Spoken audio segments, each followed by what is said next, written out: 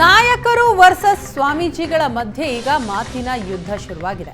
ಸ್ವಾಮೀಜಿಗಳು ರಾಜಕೀಯಕ್ಕೆ ಬರಬೇಡಿ ಎಂಬ ಡಿಕೆಶಿ ಅವರ ಹೇಳಿಕೆ, ಡಿಕೆಶಿ ವಿರುದ್ಧ ಪ್ರಣವಾನಂದ ಸ್ವಾಮೀಜಿ ಆಕ್ರೋಶವನ್ನು ವ್ಯಕ್ತಪಡಿಸ್ತಾರೆ. ಹಾಗಾಗಿ ನಾಯಕರು ವರ್ಸಸ್ ಸ್ವಾಮೀಜಿ ಮಧ್ಯೆ ಮಾತಿನ ಯುದ್ಧ.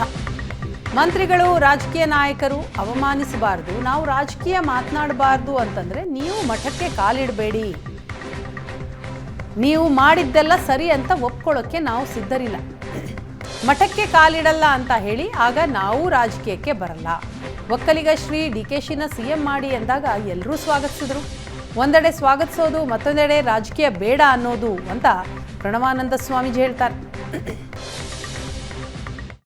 ಸ್ವಾಮೀಜಿಗಳು ಅವರ ಅಭಿಪ್ರಾಯವನ್ನು ವ್ಯಕ್ತಪಡಿಸುವಾಗ ಮಂತ್ರಿಗಳಾಗಲಿ ರಾಜಕೀಯ ನಾಯಕರುಗಳಾಗಲಿ ಅವರನ್ನೇ ಅವಮಾನಪಡಿಸಿ ಬಂದಂದರೆ ಮುಂದಿನ ದಿನಗಳು ನೀವುಗಳು ಕೂಡ ಮಠಕ್ಕೆ ಕಾಲಿಡಬೇಡಿ, ಆವಾಗ ಸರಿಯಾಗ್ತದೆ ಅಲ್ಲ.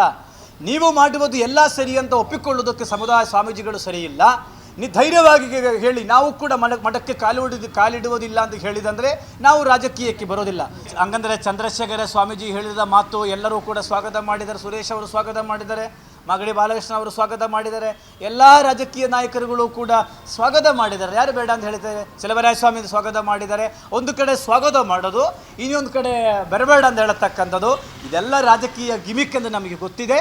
ನಮಗೆ ನೋವಾಗಿದ್ದರಿಂದ ನಾವು ಹೇಳುತ್ತಾ ಇದ್ದೀವಿ. ನಮಗೆ ಯಾರು ಉಪಮುಖ್ಯಮಂತ್ರಿ ಸ್ಥಾನ ಕೊಟ್ಟಿಲ್ವಲ್ಲ, ಈಗ ಅವರು ಉಪಮುಖ್ಯಮಂತ್ರಿ ಇದ್ದಾರೆ, ಅದರಿಂದ ಒಕ್ಕಲಿಗ ಸಮುದಾಯದ ಮಂತ್ರಿಗಳು ಕೂಡ ಇದ್ದಾರೆ. ಇಲ್ಲಿ ಯಾರಿದ್ದಾರೆ ಹಂಗಂದ್ರೆ ಚಂದ್ರಶೇಖರ.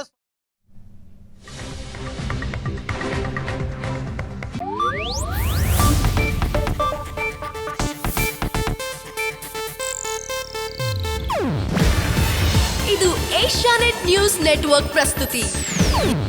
ನೀವು ನೋಡ್ತಿದ್ದೀರಾ ಏಷ್ಯಾನೆಟ್ ಸುವರ್ಣ ನ್ಯೂಸ್.